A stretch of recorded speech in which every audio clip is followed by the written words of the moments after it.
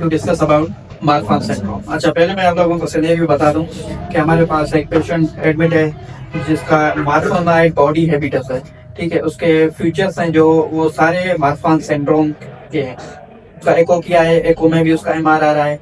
ठीक है, AR आ रहा है।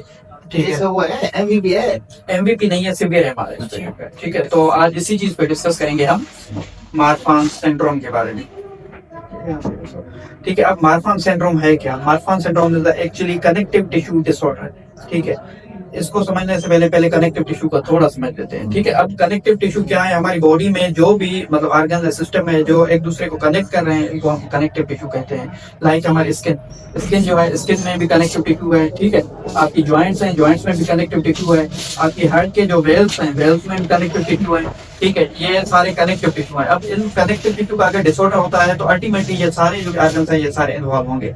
ठीक है, अब कनेक्टिव टिश्यू बने किस चीज के होते हैं? क्या ऐसी चीजें होती हैं जो इसमें एक्चुअली दो किस्म की प्रोटीन्स होती हैं। एक तो होता है इलास्टिन प्रोटीन्स, दूसरी फिब्रिलिन प्रोटीन्स। ठीक है, इन कनेक्टिव टिश्यूज में होती हैं। इलास्टिन प्रोटीन्स का मतलब ये होता है काम कि ये इलास्टिसिटी प्रोवाइड करती हैं। जैसे ये स्किन है, स्किन क्या है?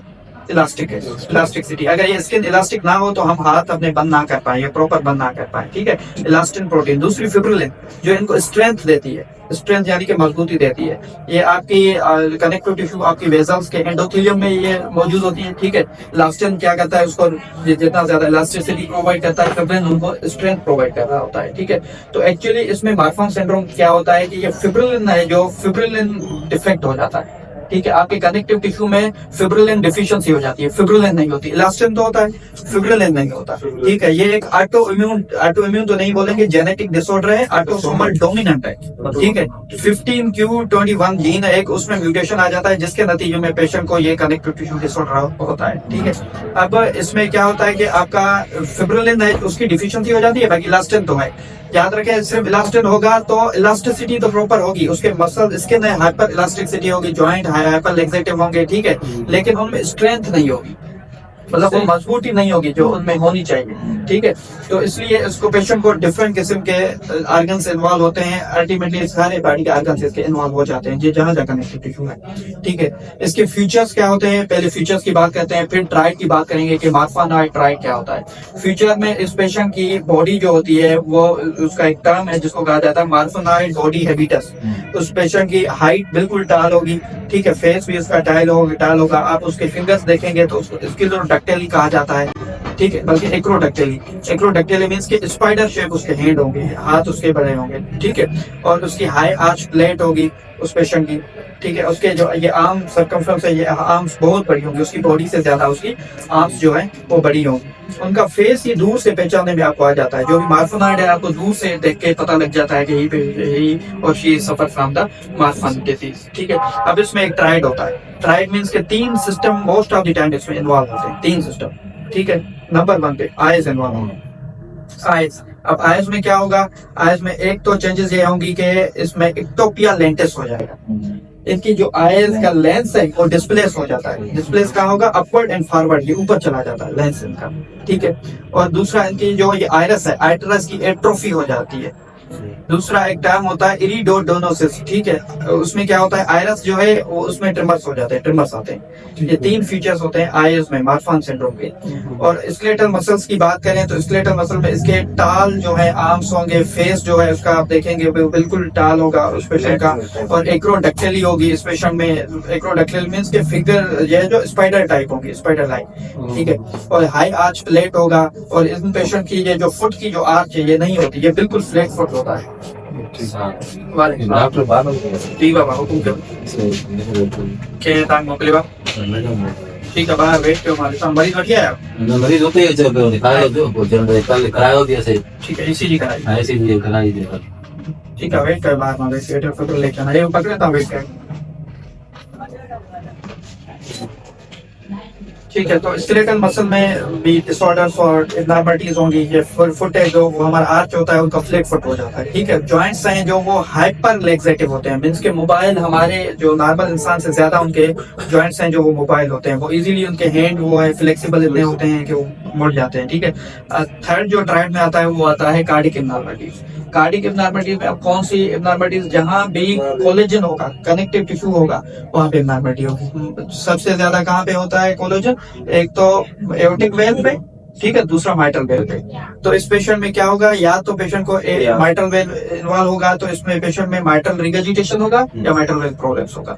एओर्टिक वेल इन्वॉल्व होगा तो इस पेशेंट को एओर्टिक क्या होगा, रिगर्जिटेशन, या तो इसमें पेशेंट में एओर्टिक डायसेक्शन होगा। एओर्टिक एन्यूरिज्म भी हो सकता है, एओर्टिक डायसेक्शन भी हो सकता है, ठीक है। These patients are prone to develop aortic dissection. और काज ऑफ डेथ भी इन पेशेंट्स में यही होता है कि हार्ट फेलियर हो जाएगा इन पेशेंट में या एओर्टिक डायसेक्शन, ये काज ऑफ डेथ होती है इन पेशेंट में, ठीक है। इसके अलावा भी ऑर्गन्स इन्वॉल्व हो सकते हैं, लाइक उस पेशेंट के लंग्स इन्वॉल्व अगर हो गया तो लंग्स में पेशेंट को सिस्टिक फाइब्रोसिस हो जाएगा, लंग्स बिल्कुल फाइब्रोज हो जाएंगे, ठीक है। कफ इन पेशेंट्स को रह सकती है, ठीक है।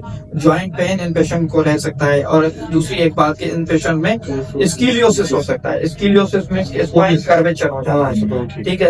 इन पेशेंट्स में चेस्ट डिफॉर्मिटी में ये पेक्टस कैविनेटम या पेक्टस एक्सकेवेटम हो जाता है, ठीक है। ये याद रखें कि चेस्ट डिफॉर्मिटी हुई तो इन पेशेंट्स में ये ज्यादातर होती है, ठीक है। Now comes to how you diagnose the patient with Marfan syndrome, ठीक है। सबसे पहले तो इसकी कोई एग्जैक्ट एक्यूरेट कोई इन्वेस्टिगेशन नहीं है। आप इसको पहले तो क्लिनिकल बेसिस पे क्लिनिकल एग्जामिनेशन से डायग्नोज करते हैं। क्लिनिकल एग्जामिनेशन में आप पेशेंट की फिजिकल अपीयरेंस देखेंगे तो अपीयरेंस में पेशेंट की जो बॉडी हैबिटस होगा वो उसको कहा जाता है मार्फनॉइड बॉडी हैबिटस, मींस के टाल होगा, बिल्कुल टाल होगा। उसके हैंड्स देखेंगे वो भी पेशेंट के टाल होंगे, बिल्कुल आर्च देखेंगे, हाई आर्च पैलेट होगी इस पेशेंट में, फ्लैट फुट होगा। और ऑस्कल्टेट करेंगे तो ऑस्कल्टेशन में आपको मरमर मिलेगा, ठीक है। एमआर का मरमर सिस्टोलिक मिल सकता है, डायस्टोलिक एआर का मरमर मिल सकता है, ठीक है।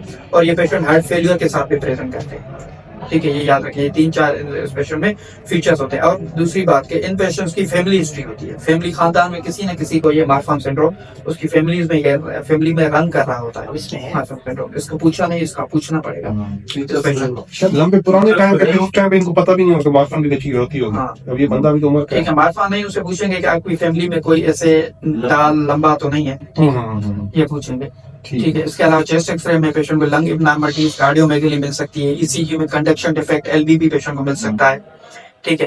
इसके अलावा बीबी होगा वो उसी तरह का होता है जिस तरह नॉर्मल पेशेंट में अटैक होता है।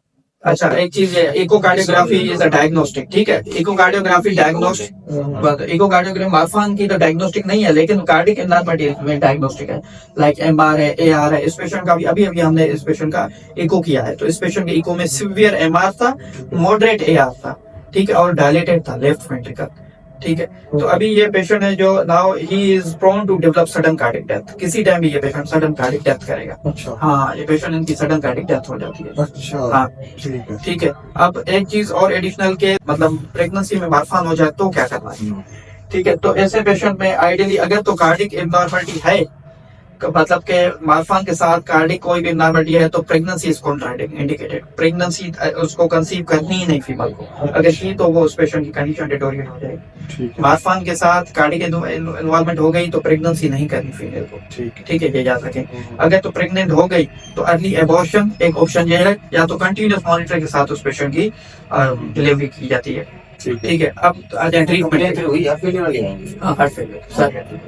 ट्रीटमेंट की तरफ आते हैं कि ट्रीटमेंट क्या करेंगे।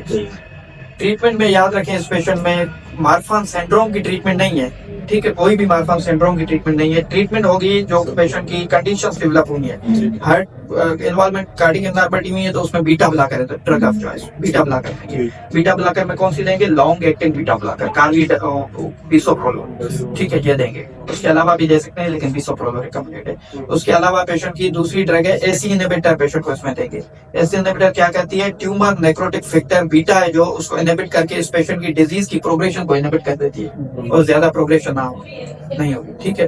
और इसके अलावा अगर तो वेल्व की सिवियरिटी बहुत ज्यादा है, बहुत ज्यादा रिकर्ज कर रहे हैं और पेशेंट ज्यादा सिम्टोमेटिक है, तो वेल्वुलर रिप्लेसमेंट इसमें चॉइस है, वेल्व की रिप्लेसमेंट कर दो, ठीक है। बाकी ये पेशेंट लाइफ लॉन्ग कंजर्वेटिव रहते हैं, इसमें इनमें कोई मार्फन सिंड्रोम के लिए कोई भी ट्रीटमेंट नहीं है। बाकी इनकी जो भी एबनॉर्मलिटीज है अकॉर्डिंगली सिम्टोमेटिक ट्रीट किया जाता है, ठीक है। तो होपफुली समझ आ गया होगा। अच्छा।